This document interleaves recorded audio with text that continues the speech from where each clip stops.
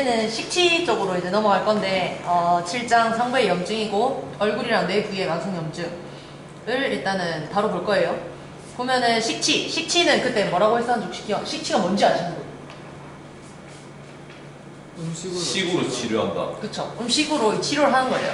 그래서 이 팔, 다리 근육이 가늘어지면서 노화되고 염증이 생기는 걸 막으려면 운동을 해야 되고, 내장기관이 약해지고 노화되면 염증이 잘 생기는 걸 막으려면 음식으로 관리를 해야 되고, 한의학에서는 음식으로 병을 치료하는 것을 식치라고 하고요. 약으로 치료하는 걸 약치. 그리고 약성이 부드러워서 매일 먹어도 괜찮은 걸 음식이라고 하고, 약성이 강해서 필요할 때만 써야 되는 걸 약이라고 한다고 합니다. 우리가 먹는 거 쓰레기라고 하는 게 표현이 맞네. 음식이 아니네.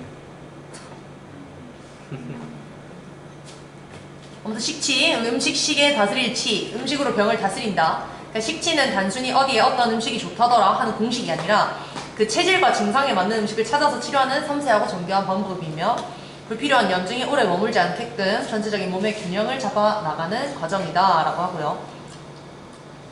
이제 이 얼굴에 대한 그런 것들을 볼 거기 때문에 보면은 저희 눈에서 일어날 수 있는 황반, 루테인과 지아잔틴은 노란색과 주황색을 띠는 색소 성분이자 카로티노이드, 이게 광합성 생물과 동물에게 돌 수 있는 색소의 일종인데, 이게 염증을 억제하는 강력한 항산화 작용을 하는 성분이고요. 그 눈에 시세포가 모여있는 망막에도 이 색소들이 몰려있는 곳이 황반이라고 합니다. 여기 보면은 색소, 여기 황반이라고 돼 있는데 보면 색소가 있죠. 노란색? 아니요. 여기 좀 여기 노란색 아니에요? 네, 여기 짙은 갈색 이쪽. 아, 노란색 이 바깥에 있는 거? 네. 아. 그 망막에. 그래서 여기 보면은 루테인 그리고 지아잔틴, 그러니까 지아잔틴 안에 있고 그 다음 겉에 루테인 그리고 그 겉에 황반, 여기 테두리청이라고 있어요. 그래서 자외선은 눈 건강에 악영향을 끼치는데 그로부터 망막을 보호하는 역할을 하는 그 역할을 황반색소가 한다고 해요. 그래서 루테인과 지아잔틴은 체내에서 스스로 생성되는 물질이 아니라서 별도로 섭취를 해서 보충을 해야 된다고 합니다. 구기자, 이럴 때는 그 구기자를 먹으면 좋은데 막 구절절을 막 다 쓰자니 좀 그렇고, 저번처럼 딱 3줄 요약으로 해서 하나, 눈의 염증을 다스리려면 혈액이 깨끗하고 혈관이 건강해야 한다고 합니다. 그래서 둘, 구기자는 노화로 인한 눈 질환과 그리고 눈의 만성 염증을 다스리는 효과가 탁월하고, 셋, 구기자의 루테인, 지아잔틴, 베타인은 황반의 밀도를 높이고 혈액을 해독하는 데 도움이 된다고 해요. 이거를 잘 섭취할 수 있는 방법은 구기자차라고 알아두시면 됩니다. 다음, 코. 우리 코의 염증은 비염이죠. 이것도 사실 땡땡이라고 했는데 밑에 무슨 비염 있어서 이 퀴즈 실패했거든요. 아무튼 이 코의 가장 대표적인 염증은 비염인데, 코 속 염증 질환인데 단지 코의 문제가 아니라고 해요. 그러니까 꽃가루나 진드기 이런 것 때문에 코 점막 과민하게 반응하는 거는 알레르기성 비염. 그러니까 술만 마시고 술 마시고 나면 콧물 막 쏟아져 나오는 혈관 운동성 비염. 그러니까 코 점막이 항상 부어있는 비후성 비염이라고 합니다. 이를 해결하기 위해서는 심장에서 펌핑한 혈액이 코끝까지 원활하게 순환돼서 코 속이 항상 촉촉하고 따뜻하게 유지되도록 혈관을 관리해야 한다고 해요. 그래서 이 코 속 염증 질환이지만 단지 코의 문제가 아니다라고 하는 거예요.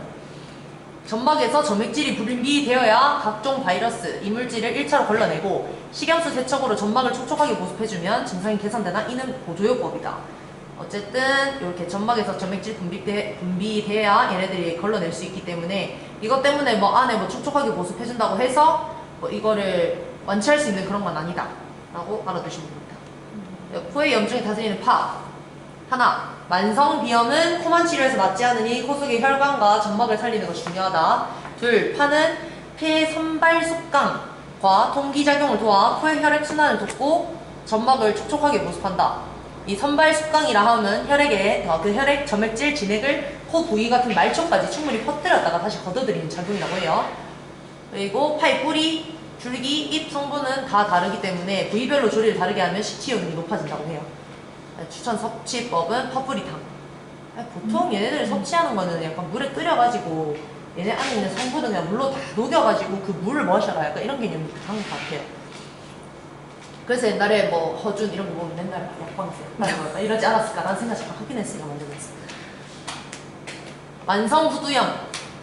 후두염은 말 그대로 후두에 염증이 생기는 건데 목소리가 변하고 목에 가래가 낀 것 같은 이물감, 기침을 하더라도 시원하지 않은 증상이 대표적이고 바이러스로 급성 후두염이 생겼다가 만성 후두염으로 진행된 경우도 있는데 이렇듯이 그 원인이 내부에 있는 경우도 상당히 많다고 해요. 만성 후두염의 내부적인 원인은 1. 비염으로 인해서 비강 내에 고여있던 콧물이 비로 넘어가는 후비르 현상 때문이고 2. 위산이 바닥에 분비되거나 식도 괄약근이 약해서 역류하면 염증을 유발시킨다고 해요. 이게 역류성 식도염. 사포닌이 풍부해서 수염작용과 면역조절 효과가 뛰어난데 이거는 도라지에 대한 것입니다. 목의 염증을 다스리는 도라지. 목에는 인두, 후두, 성대, 편도 등의 여러 기관이 밀집되어 있어서 염증이 자주 발생하는데 두 번째, 도라지는 목이 붓고 아픈 염증을 가라앉히고 가래를 삭히는 작용이 탁월하다. 셋째, 도라지는 3년 이상 된 약도라지를 증숙해서 먹을 때 효과가 가장 좋고 약도라지 고라고 돼 있는데 또 내나 뭐 도라지처럼 같은 거기에 뭐 배 이런 걸 같이 넣어가지고 약간 그렇게 끓여가지고 걔네들이 이렇게 쓰는 그런 느낌이고 나빠지는 기억력. 이거는 이제 뇌 쪽에 관련돼 있겠죠. 기억력이 나빠진 것 같다고 고민하는 사람한테 제일 먼저 추천하는 게 달걀이라고 합니다. 달걀 한 개에는 뇌 건강에 도움이 되는 영양소가 두루 들어있는데 뇌는 수분을 제외하고 약 30%가 레시틴이라는 물질로 이루어져 있는데 레시틴은 기억력 향상, 기분 조절 및 기타 신경계의 중요한 작업 처리에 도움이 되는 아세틸콜린의 원료로 쓰입니다. 아세틸콜린이 무엇일까? 아세틸 CoA. 신경물질. 아스티클린.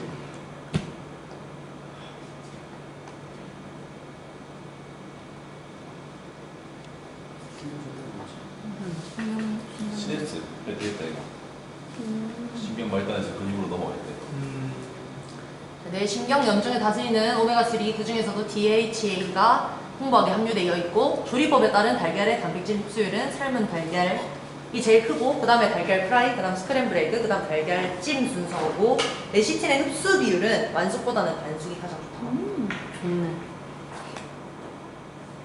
반숙 맛이. 뇌 신경의 염증을 다스리는 달걀. 그리고 이 달걀에 대해서 얘기를 해보자면 하나, 달걀 속에 풍부한 레시틴은 뇌 인지 기능과 기분 조절 능력 그리고 기억력 향상에 도움이 된다. 둘, 달걀에 들어있는 DHA는 뇌의 신경 염증을 예방하고 뇌세포를 보호하는 역할을 한다. 셋, 달걀은 중년 이후 몸에 진액과 호르몬이 고갈되고 메마르는 것을 보충하는 데 보약제로 좋다.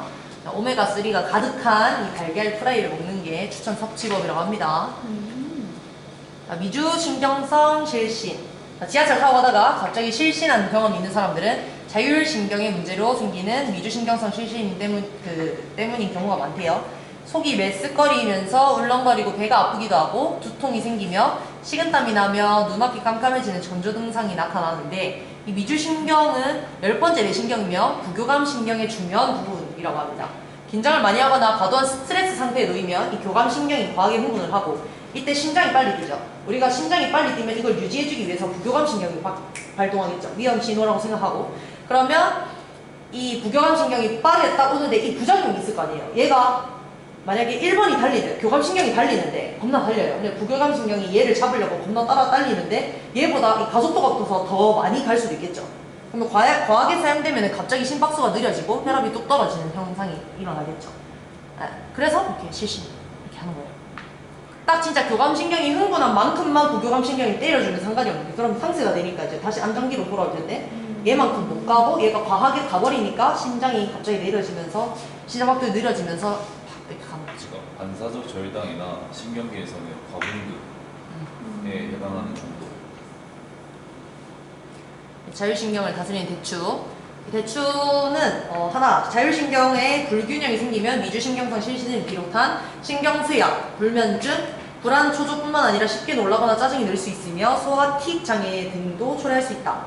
둘, 대추는 자율신경과 심장을 튼튼하게 하는 식치약제로 쓰여왔다. 셋, 플라보노이드, 활성산소를 안정화시키는 항산화제 성분, 지베렐린 성분에는 신경을 안정시키고 염증을 다스리는 효과가 있다. 그래서 이거는 대추 통밀탕을 추천한다고 합니다. 이렇게 해서 끝.